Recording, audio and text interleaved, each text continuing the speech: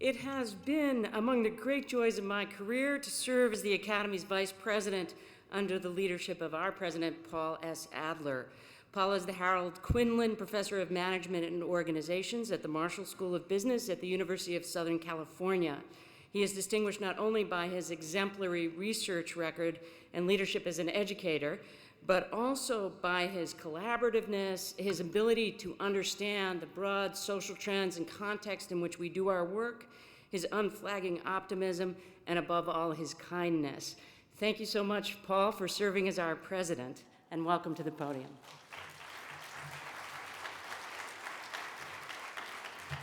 Give you a hug. Thanks.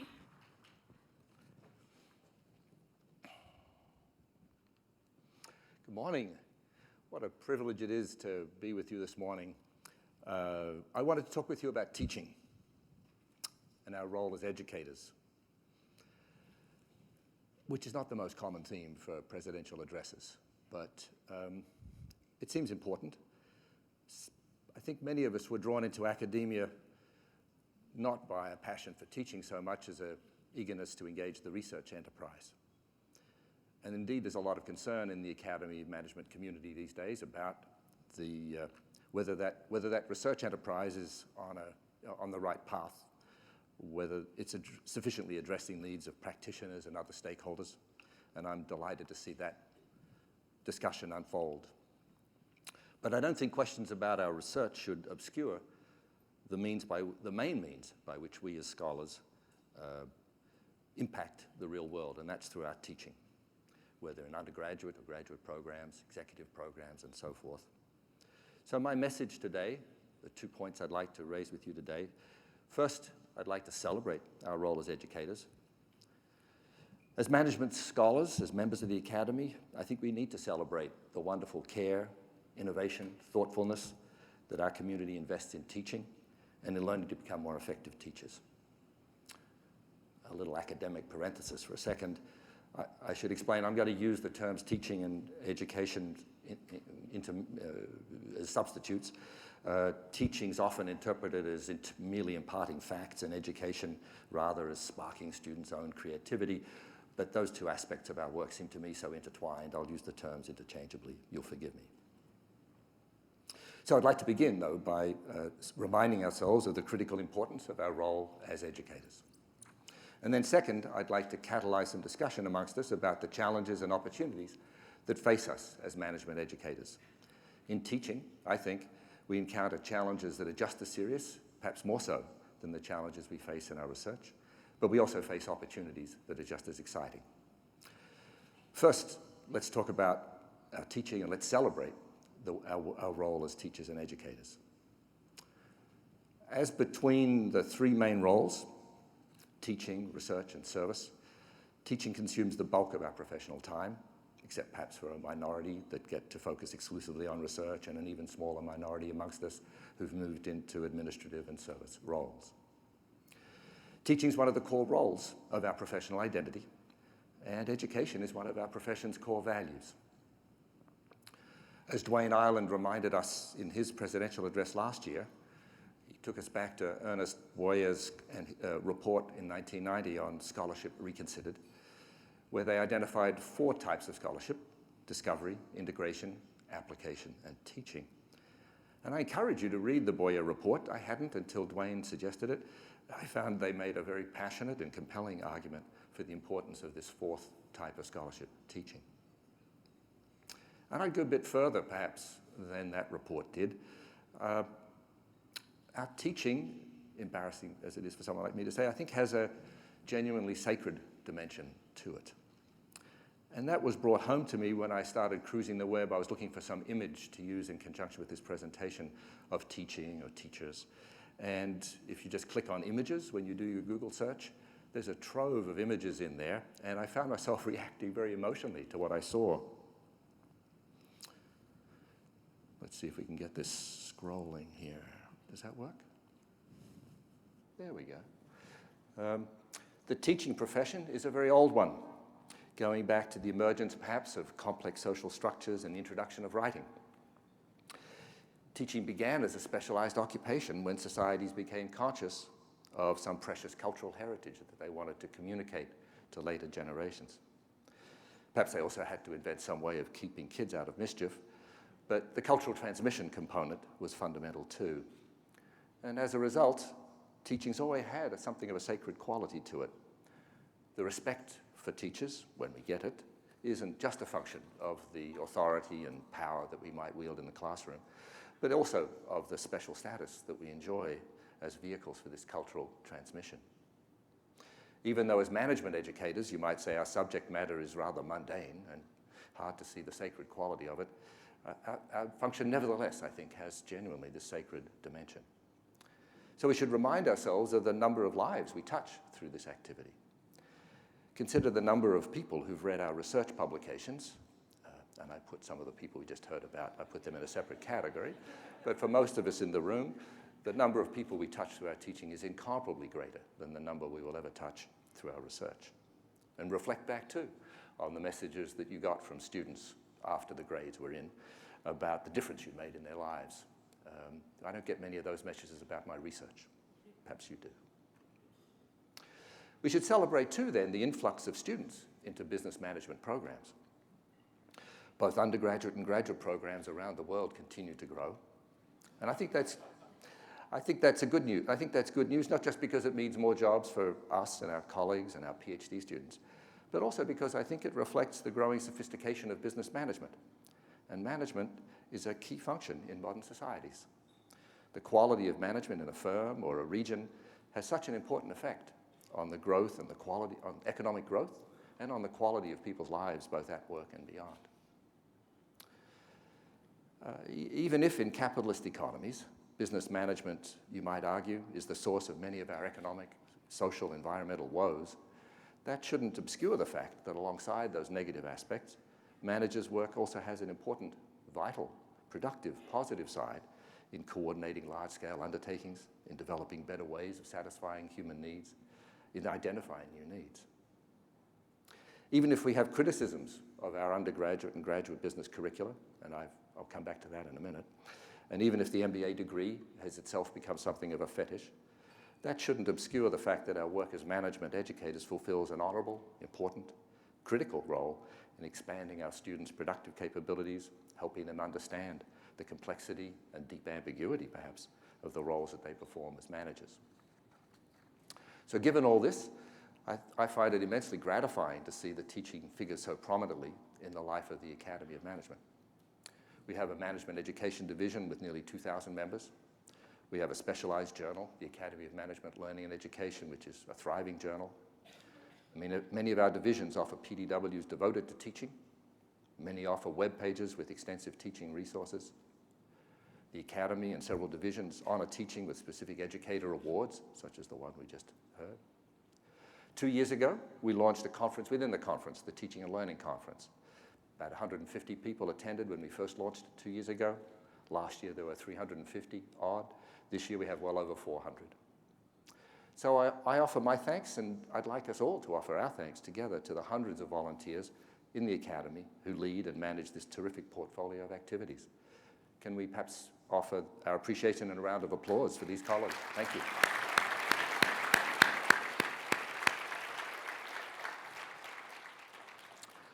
So now I'd like to turn to the challenges and opportunities that we face as management educators, if I can. And maybe I'll talk about them moving down three, sort of progressively to lower levels of aggregation, if you will, starting at the global and societal level, the changing context of business, and then looking at the institutional field within which you operate, the changing context of our universities and business schools, and then finally at the organizational level, the academy, what we can do as colleagues in the Academy of Management to respond to these changing societal and institutional contexts. So let's start at the global societal level. Without being too dramatic about it, I think it's fair to say humanity today is at a very unusual juncture. On the one hand, the past few decades have seen massive, unprecedented improvements in the living conditions of hundreds of millions of people around the world. On the other hand, when you look at the data a little more closely, you realize the vast bulk of this improvement stems from just one country's success, China. Alongside that improvement, an extraordinary number of people today on the planet suffer terrible deprivation, degradation. Over 1 billion people on this planet still live on less than $1.25 a day. Accelerating environmental crises, too, threaten humanity as a whole and the poorest amongst us most severely. The negative side of that ledger isn't any longer seen as an acceptable, inevitable price to pay for the positive side.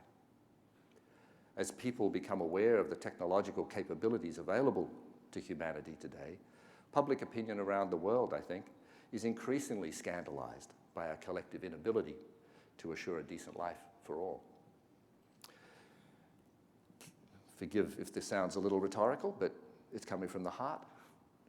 Given this growing repugnance at the chasm between what is and what could be and what should be, it's pretty clear that business as usual isn't much of an option, isn't even a plausible scenario for the future. That accelerating transformation of the broader global and societal landscape has deep implications, I think, for business as an institution, and therefore for us as management educators. So let's try to unpack those implications, if you will, and see where they take us. We could perhaps start with one expression of the world's repugnance at the current state of the globe, the United Nations Sustainable Development Goals. The UN will shortly adopt these 17 major goals and about 169 odd specific targets underneath them as a guide to future development efforts around the world. They're going to replace the Millennium Development Goals at the end of this year. You're familiar, I'm guessing, with those. And for the sake of our discussion today, I just grouped them under 4 headings, and you can skim them as I work with you to consider their implications. So let's take first the measure of the scale of these goals, the ambition of these goals, and the growing urgency. There's mounting political and social pressure to make progress towards these goals and to make that progress fast. Now consider the impact of this mounting pressure on business. Communities, consumers, social movements of various kinds are exerting increasing pressure on businesses directly and are pushing governments to force changes on the business sector through regulation and other authoritative means. So now, where does that take us? Some of these goals might provide profitable opportunities for some businesses. There are firms who can profitably target their work towards the bottom of the pyramid. There are firms who specialize in solar energy, just to mention 2 examples. Some of these goals might not provide particularly juicy, profitable prospects, but provide great targets for innovative social enterprise. And we're seeing a proliferating world of social enterprise attacking those opportunities. But I put to you that many of these goals represent a direct threat to businesses' growth and profitability, to many businesses' growth and profit prospects. To take just one example, some 80% of the world's proven reserves of fossil fuel will need to be left in the ground, abandoned as stranded assets, written off the balance sheets, if there's any chance at all of staying below the famous 2 degrees Celsius threshold. That's the increase in average temperatures that the climate scientists tell us marks a threshold between dangerous and extremely dangerous transformations in the Earth's ecosystem, dangerous for the pattern of life as we know it. The challenges on the economic, social, and political fronts are not much less serious and not much less urgent. Business today faces mounting challenges of this kind. I'll call them sustainable development challenges. These challenges pose to business problems of unprecedented complexity, uncertainty, and contentiousness. These sustainable development challenges I put to you will profoundly reshape the domains of pretty much all our Academy of Management divisions and interest groups. Let me just list a few of the more obvious ones. In the strategy area, firms will need to develop clear and non-market strategies, integrate them more rigorously with their market strategies, and do all this amidst far greater uncertainty about the future state of markets and regulation, greater uncertainty about future profit prospects, greater pressure from a broader range of stakeholders over a broader range of outcomes. In their internal organization, firms will need to create new functional roles, new departments, new internal processes, new sourcing practices, new strategy forums, new strategy processes. In their everyday organizational behavior, as firms confront this changing landscape, A growing proportion of managers and employees will find themselves needing to interact with actors outside the firm's boundaries. Actors both within the business sector, suppliers and customers, finance and so forth, but actors also outside the business sector altogether who bring very different values and priorities into the conversation, doing so in a manner that raises the level of ambiguity and contentiousness that your average manager and average employee will face in the coming years. In firms' HR policies, diversity will become an increasingly strategic issue. Pay policies will come under increasing strain. Firms will find themselves held to much higher standards as regards a broadest range of human rights concerns.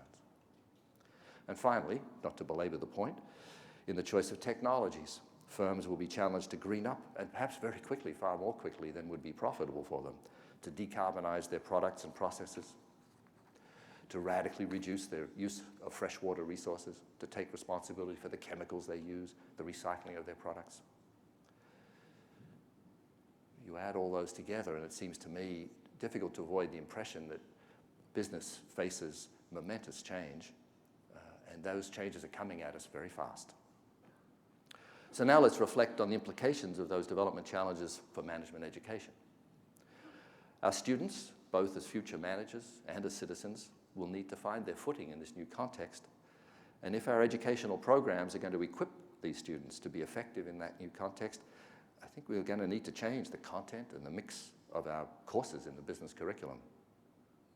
Alongside the traditional business disciplines, students will need a much stronger understanding of history, politics, sociology, economics, just to name a few. They'll need stronger research skills. They'll need more facility with a much broader range of data types. I put you that our pedagogy will also need to evolve in response to this changing landscape. We need to help our students develop stronger critical thinking skills so they can reason their way through such complex and contentious issues to get to robust action plans. We need to help our students develop new skills and enable them to act courageously in advancing controversial ideas, skills like the ones that are targeted in Mary Gentile's Giving Voice to Values program, for example. I think also we need to open the walls of the classroom in new directions. Our students need to learn to interact effectively with constituencies and individuals with very different values and priorities than have traditionally dominated in the business context. We need to stop relying so much on our much beloved pre-digested case studies written exclusively from the business executive's point of view. The traditional sage on the stage model of pedagogy works pretty well, or works well enough, to get students to master well-structured algorithmic techniques. But when the skills involved have these critical thinking and courageous elements, courageous action components, we need more guide on the side types of teaching, more dialogical, more experiential. I began by saying I'd use the terms teaching and education so interchangeably, but here maybe it's worth differentiating them just to say simply, we can't fulfill our mission as business schools if we only teach and don't also educate. And that's why I'm so impressed, so excited to see so many terrific initiatives up and running to help us meet these challenges. Just to mention one prominent example, the PRIME program, Principles for Responsible Management Education. PRIME was developed by the UN Global Compact with the AACSB, the European Foundation for Management Development, the Aspen Institute, the European Academy of Business and Society, Globally Responsible Leadership Initiative, Net Impact. And now there's some 600 participating institutions around 80 countries around the world. And I'm just so delighted to see so many of our members playing key roles in launching and sustaining these initiatives and initiatives like this one. And I'm delighted too to see that these initiatives are being evaluated and discussed in articles in the AMLE journal. I'm eager to see the Academy become a host platform for more discussion and more debate on the best ways that we can move forward together. And I'll return to that issue in just a minute. So now let's turn to the second level of aggregation, the changing institutional field of universities and business schools. Let's start by taking perhaps the measure of the external forces reshaping our field. The main trend is all too clear. We're seeing a trend towards more accountability, that's the polite way of putting it, and much less autonomy for our universities, the less polite way of putting it. Most of us work in business schools that are attached to universities. And in many countries, that link to the university has given us a very welcome institutional umbrella, allowing us to work with considerable autonomy from state control and from market profit pressures. But many forces are arrayed today to challenge that traditional autonomy, the autonomy we enjoy in setting our research priorities and our teaching approaches, at least in North America and the European countries. Universities are no longer oases at a nice, comfortable distance from the hurly-burly of modern society's economic and political life. I see three main forces challenging that autonomy and reshaping our institutional context. First, university research and education is ever more central to the economic success of industries, regions, countries, and individuals. Those external stakeholders are becoming far less willing to leave universities to do their own thing. Second, in many countries, economic pressure has been pushing financially strapped governments to reduce funding for universities. And then third, in an unfortunately growing number of cases, there's also ideological pressure at work where the powers that be feel threatened by the independence of thought, characteristic of university life. Under these conditions, I think it's pretty urgent that we as scholars and educators take the initiative rather than respond only reactively, defensively. I think we need to work with colleagues in other business school departments and elsewhere in the university to articulate a more viable vision for the role of the university, one that avoids unsustainable claims to total independence, but also resists abject dependence on key customers and key sources of funding. We need to articulate, I think, a new, more civic-minded form of interdependence between the university and society. As concerns business schools more specifically, I think perhaps it may be time to change our governance structures, to open our governance, as Anita's theme this year proposed. Our schools are often guided by advisory boards composed of senior business executives and major wealthy potential donors. Given the intensifying sustainable development challenges we just talked about, seems like it might be time to open our schools' governance to a broader range of stakeholders representing a broader range of community and social interests. This struggle to define a new place for the university and society, I think, is all the more urgent because one's already been assigned to it. There's a default location already assigned to us, and that is as marketplace competitors. Universities increasingly function under a corporatized commercial logic. Over recent decades, universities and business school administrators have become increasingly preoccupied by the financial bottom line, and their interests have weighed ever more centrally on the design of programs and curricula. One way that transformation has expressed itself is a drift towards ever greater employment instability and insecurity, and the decline of tenure as an institution in many of the countries that have it. That trend represents a rather dangerous attack on academic freedom, not just the freedom to identify our own research priorities, but also in what we teach and how. It also means impossibly stressful precariousness for our non-permanent colleagues, precariousness that impairs their well-being as human beings and their scholarly effectiveness as well. So, attacks on autonomy, corporatization, and then second or third, I think we also have to contend with the enemy within. There's a deep challenge to our educational values that comes from within the university context, and I'm thinking here of the status hierarchy that elevates research over teaching, especially in the more research-intensive universities. As Ernest Boyer and his colleagues noted back in their 1990 report, teaching is given ever less consideration in the norms, values, promotion systems, and reward systems in our research-intensive universities. That would be less of a problem. We'd leave that problem for them to solve, were it not for the fact that it's these same research-intensive universities that produce the PhD graduates that then go on to work in the broader field of higher education. And the negative spillovers are all too obvious.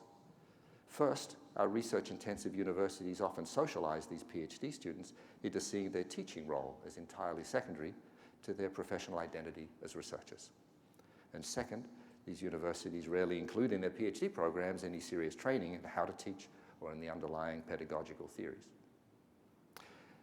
In this and so many other ways, we are going to have to step up if we want to honor our educational values and fulfill more effectively the teaching mission, educational mission of our business schools. I'll only speak about the US situation, and to put it bluntly, it's pretty bad. Studies have shown that business majors spend less time preparing for class than students in any other field. Business majors have the weakest gains during the first 2 years of college on tests of writing and reasoning skills. When business students take the GMAT exam, the entry exam for the MBA program, they score significantly lower than students in every other major. At the MBA level, it's not much better. Many of our colleagues, Jeff Pfeffer, Henry Mintzberg, many others in the room here, elsewhere, have voiced criticisms of the limited cognitive skills acquired in the MBA program, the materialistic career values, careerist values that are reinforced in those programs. If you thought the MBA program's place in tertiary education was comfortably institutionalized, you need to think again and look at the situation in US law schools, where enrollments have collapsed 30% just in the last few years. Even if we allow that the undergraduate and MBA business degrees were never designed as a leisurely pursuit of knowledge for its own sake, and even, that is, if we allow that the business degree is essentially about enhancing our students' career prospects, it's pretty clear we're going to have to do a much better job equipping our graduates with the knowledge and skills that enable them to lead happy and productive lives. So apart from these pressures on our autonomy and our priorities, of course, we've got this whole world of new technologies reshaping our institutional context too. Many of these technologies, instant voting clickers in the classroom, web-based systems for students to submit work, platforms of class dialogue, many of these fit very nicely into the traditional university and business school teaching mission. Other technologies, however, point to the possibility of a more radical disruption of that model. I'm referring most obviously to the massive open online courses, the MOOCs, that are proliferating. How much of an impact they'll actually have remains to be seen, and the nature of that impact too is unclear, at least to me. On the one hand, these new technologies might bring higher education opportunities to a higher proportion of the population in a form that's logistically and economically more accessible for them.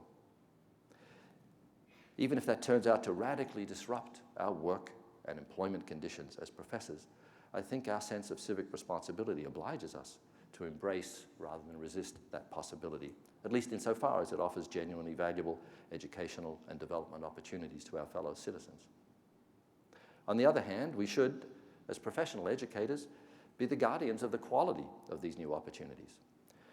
There are many unscrupulous con men out there ready to try to exploit the eagerness of others to acquire knowledge or earn professionally relevant diplomas. Rumor has it that some of these con men may have even wormed their way into the senior ranks of administration in some of our universities. Let me turn now to the third question, how we at the Academy of Management can work together to respond to this changing societal and institutional context. What can we do together at the Academy to help each other deal better with the challenges and capitalize on the opportunities that confront us? Thinking about this question as I was preparing my presentation, it seemed to me the root issue here was whether the Academy, as an organization, as a collectivity, as a community, could effectively meet the needs of our scholarly community in both the teaching and research arenas. One of our committees, the Diversity and Inclusion Theme Committee, it's an all-academy committee, recently did a survey and prepared a report that showed that the status hierarchy of research over teaching infects our lives and our norms and values within the academy too. Some might argue that these two arenas, research and teaching, are therefore so distinct as to constitute two different market segments, but that no one organization can realistically aim to meet both the needs of both of these segments at the same time. I think everything I've said till now suggests that we can and must meet that challenge. The future of management, both as a field of research and as a field of teaching, depends critically on the cross-fertilization of those two fields of activity. As a profession, we survive only if we cultivate both research that provides insight into the nature of the real world of management and organizations, and teaching, where the content of what we teach and our pedagogical approaches are based on rigorous research rather than tricks of the trade and anecdotal war stories. The Academy of Management could therefore provide a more compelling value proposition and an exciting, effective scholarly association for us all when we mobilize our members' efforts and our association's resources to meet both our teaching and our research needs. So I began this presentation by celebrating the range of activities that the Academy already offers in support of our teaching roles. Let me conclude by suggesting some ways in which I think we can move even further ahead. But I should note all of these opportunities depend critically on the energy and initiative of you, the membership. So if you hear something here that sparks your interest, or if you have other ideas, please be in touch. You've got my email address. First, we hope to energize further teaching-oriented activities within the Academy. We hope to see AMLE develop further, its audience continue on its remarkable trajectory. We are investing in a whole array of digital publishing tools to add richness to the AMLE experience as well as to the experience of our other journals. The Academy of Management Discoveries is showing the way towards the potential of these new technologies to transform our understanding of academic publishing, and their innovations will be spreading across the portfolio of our publications in the coming years. We hope we can do more to bring our members' teaching innovations to the attention of the broader community, the business community and the broader general public. The Academy of Management works with a public relations firm to advertise, publicize, bring the attention of a broader audience to our members' research, and I'm hoping in the future we can work with this outreach to publicize similarly some of our community's wonderful teaching innovations too. We hope to further energize our division's efforts in support of teaching with upgraded websites that carry richer teaching resources.